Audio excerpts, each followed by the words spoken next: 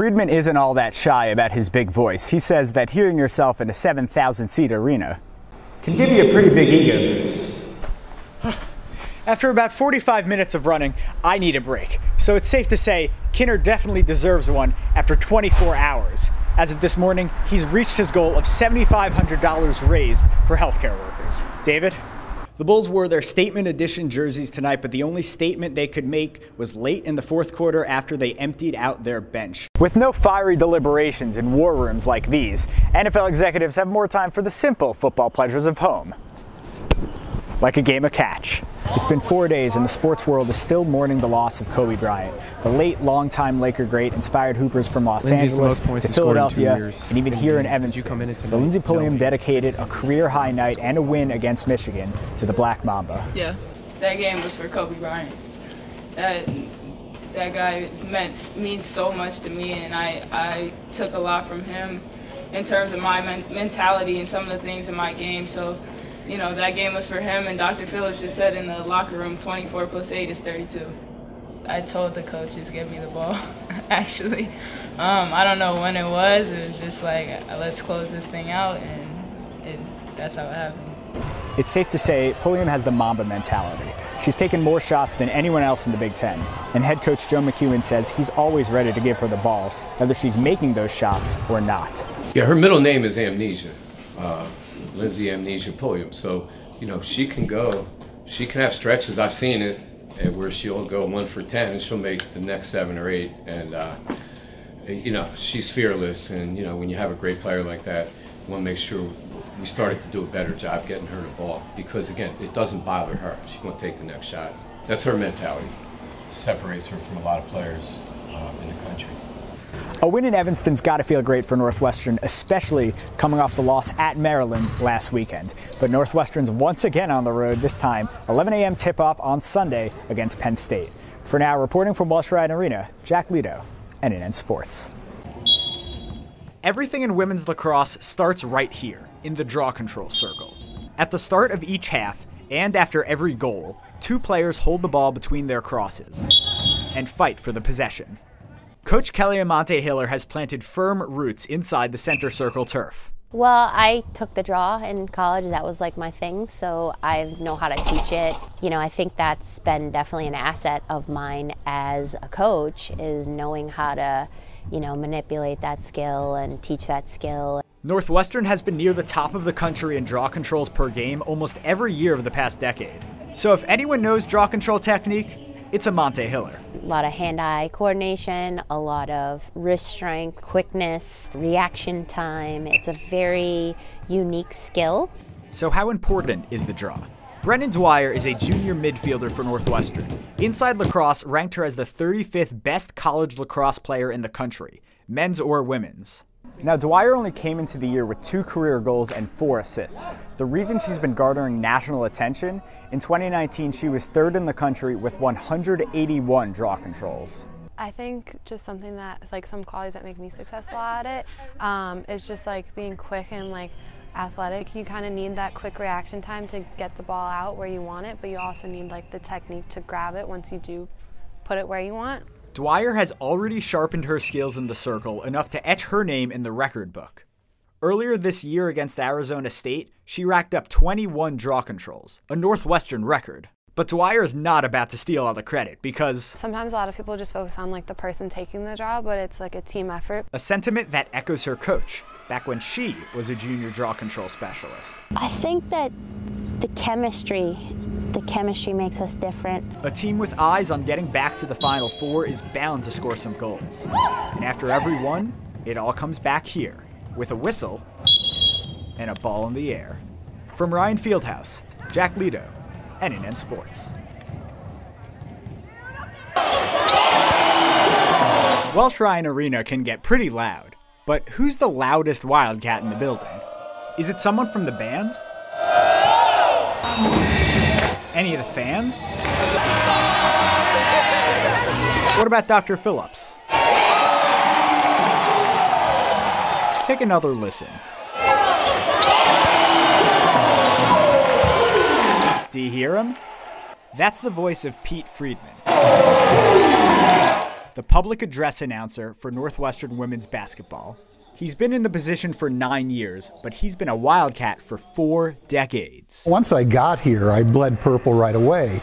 Friedman graduated from Northwestern in 1979. He developed his voice at WNUR radio, but his passion for the Cats began as a member of the marching band. Soon after he graduated, Friedman found his way back to the band, this time as their PA announcer, which he's been doing ever since for 39 years. I'd been a fan along with my wife for probably 20 years, just sitting in the stands.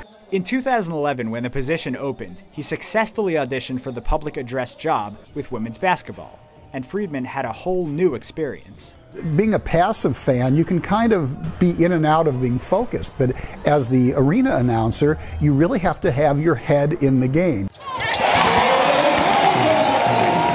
Friedman isn't all that shy about his big voice. He says that hearing yourself in a 7,000-seat arena can give you a pretty big ego boost. It's kind of cool to hear yourself booming in an arena, but I also know that it's not about me. I'm there to support the event and the student athletes on the floor. It's not about me. It's not my show. In addition to keeping up with the game, Friedman has to handle several promotions, and he has to sort through dozens of scripts. With some help, of course. Catherine Dillon writes the scripts and cues Friedman when to read them. She's only been working with him for a year, but Dillon has already picked up on Friedman's Wildcat spirit. He's just a Wildcats fan. I mean, he is true and true to the Wildcats. He really roots for the girls and just really wants our team to succeed on and off the court. So he's one of our biggest advocates, which really makes him the X factor. Friedman is a 9-year veteran who's called thousands of fouls, substitutions, and made baskets, but he's still working towards one goal: perfection. Well, I have yet to call the perfect game. I would like to get through every game without any glitch or anything going a little bit wrong. There's a lot happening at any one time, and in order to catch everything, it's almost impossible in some settings. So my goal is to call the perfect game. Purple in his blood and a golden voice, with more work ahead. Jack Lido, NNN Sports. The NCAA has canceled all sports for the rest of the academic year because of concerns around COVID-19. But after a vote, NCAA leadership has granted an extra year of eligibility for all student athletes who play spring sports. Northwestern fields 7 sports in the spring season. However, winter student athletes were not given this eligibility relief, which officially ends the collegiate careers of several postseason-bound Northwestern seniors, including senior wrestler Shane Oster, who qualified for the NCAA tournament but will not be competing, senior swimmer Crystal Lara, who would have been competing in her first NCAA championship. In addition, Sarah Nicholson has no more years left of track eligibility. She had not officially qualified yet, but was preparing to compete in the NCAA regionals. And finally, the women's basketball team did not officially qualify, but they were projected by all major media outlets to host an NCAA regional. Brianna Hopkins, Abby Wolf, Birdie Galernick, Amber Jamison, and Abby Scheid had their chance at their first NCAA tournament cut short. As of now, no fall sports have been affected, but the NCAA and Northwestern Athletics say new information will be posted on each of their respective websites. Reporting for NNN, I'm Jack Lido. What were your expectations coming into this season, and how have you met them over these 9 games? We talked early. We talked, goal number 1 is win the first game. Goal number 2 is to try to win our conference championship. And then goal number 3 is to get to the state playoffs. So, obviously with the 5-4 record, we should make the cut to get to the state playoffs. It's a tough De La Salle team. We just came out and played St. Laurence football and got it done. So you're no stranger to the state playoffs, but this is your first time as a head coach. What are you thinking? What's going through your head? I'm excited, man. I'm excited for those 45 guys over there. Excited for the fans, the coaches. We're going to be a dangerous team. We're going to definitely be a dangerous team. Played a great game all around today. Is there anything you need to tighten up, because state's a whole different animal? Yeah. There's a lot of things. We need to block better at the point of attack. Defense gave some, kind of bigger plays up. Little things we'll get back to work tomorrow morning, and we'll, get back to work and get it done. Was there any unit that stood out to you today? The offense. I thought the offense came out, set the tone really early. This is a total team effort. Special teams did well. Defense obviously pitched a shutout, so it's a full team effort. All right, thank you, Coach. Appreciate it. Thank you. For a little bit more on that, we'll go down to our sideline man, Jack Lido. Jack? UNLV and Northwestern They have met twice, with the latest being in 2001, a 37-28 victory. Now in that game, Wildcat legend Damian Anderson ran for 113 yards and broke the Northwestern career rushing record. Now Anderson had a newborn son at the time, Drake. 18 years later, Drake Anderson is playing his dad's old position. He's going to be out there on the field. You'll recognize him by his giant smile and the number 6. Back to you guys. Good morning. At 11:31, I'm Jack Lido. The Yankees come into the day with the best record in the American League after that 10-2 scoring frenzy last night in Los Angeles. They're one game better than the Astros and just one win back of those Dodgers for the best mark in the game. They can pull even with a win this afternoon. Yanks go with CC Sabathia, and remember, he'll have to bat because they're playing at a National League park. Yanks and Dodgers on the Fan at 3:25. 14 innings ended in heartbreak for the Mets last night. They took a 2-1 loss to Atlanta. Tonight they'd be happy with a repeat pitching performance from last evening. Jacob deGrom went for 7 innings, allowing only 4 hits and no runs. But the Mets outside of deGrom had no success against 7 Atlanta pitchers. Mets hope Zach Wheeler can hold the Braves in check tonight. They are now 2 games back of the Cubs for that coveted second wildcard spot. Catch the game tonight on WCBS 880. Jets and Saints will have relatively cool weather for their preseason meeting at MetLife Stadium. Sam Darnold should get his most extensive work of the summer, and Saints quarterback Drew Brees will see his first action of the preseason. It's a 7 o'clock kickoff at MetLife. Day 3 of the Tour Championship gets started in 90 minutes. Brooks Koepka is ahead of the field at 13 under. He tees off at 3:20. 69 degrees in Central Park, lots of sunshine today, and that's what's happening. This is Jack Lido on WFAN, Sports Radio 101.9 FM, and Sports Radio 66. Listen to WFAN anytime, anywhere. Download the radio.com app and favorite us today. And if you have a smart speaker, just say, play WFAN. Jack Lido on the sidelines for a quick update. Jack?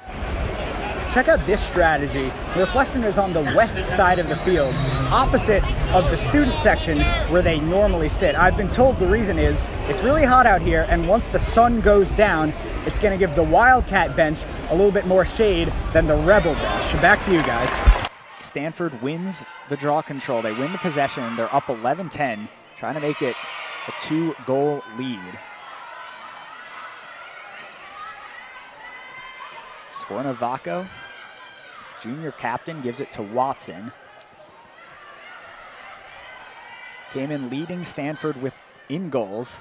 Bayako just scored the last goal. She can't get anything going on Copeland. You can see again, this Stanford offense so good at spreading out the Northwestern defense, which is part of why they've been struggling so much on those slides. They're spread so far out. And Jay Brown, so dangerous behind the net. The freshman puts it through, and we're not even 2 minutes deep, and Stanford has a 2-goal lead once again. You can see in that replay, the slide is just coming a second too late. There was no one there to help her because they're spread so far out. Yeah, and there are so many dangerous attackers and midfielders on the Stanford team that they're so good at spacing out. It's almost impossible, right, to guard everyone, at once. And you were talking about crashing before. Palermo was the one in charge of crashing after Gillespie was beaten behind the cage.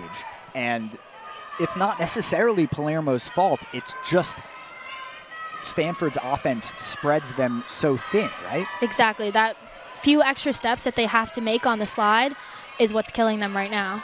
Draw controls 12-11 in favor of Stanford. They've won the last 2 as we start this second half. Fight between Gilbert and Lemos. And Gilbert gonna go out in transition as she scored the last goal of the first half.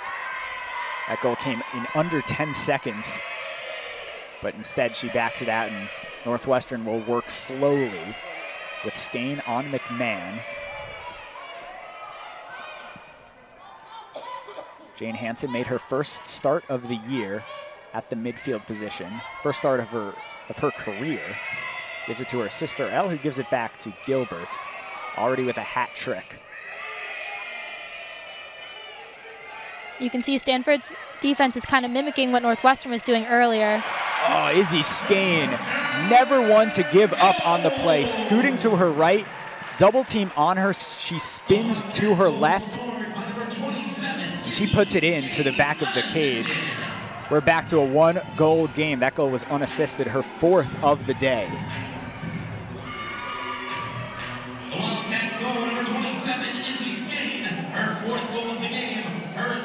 And as you look at the replay, is that spin move she employs, where she runs to her right, just puts her foot in the ground and spins. Is that just pure athleticism, or is that something you have to teach?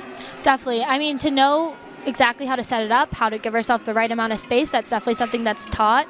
But kind of having that instinct of where to go when you have so many defenders on her is definitely something that is just there naturally for her. You can tell that she's such a natural player. She knows what she's doing. She's got such a great field sense, knows exactly how to get that open shot. Izzy Skane, as we mentioned, a lot in the first half. She was scoreless for the first time all season against Syracuse. And check this out.